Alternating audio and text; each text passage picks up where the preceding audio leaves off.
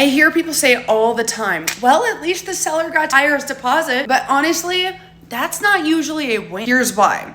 The moment a home goes into escrow, it essentially disappears from the market.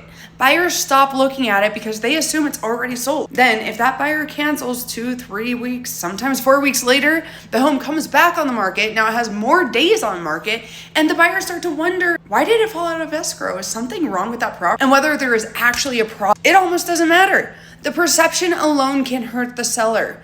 Now, yes, if the buyer releases their deposit, that definitely helps, but it's not like the seller is making money.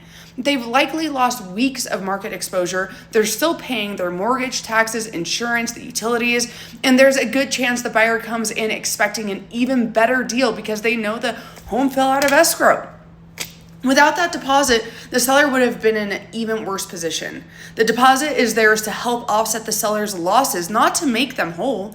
This is why when I'm helping my sellers choose an offer, I'm not looking at the highest price. I'm looking at the buyer who's actually going to be the most likely to close. Because at the end of the day, getting into escrow is exciting, but getting a closing is what really matters.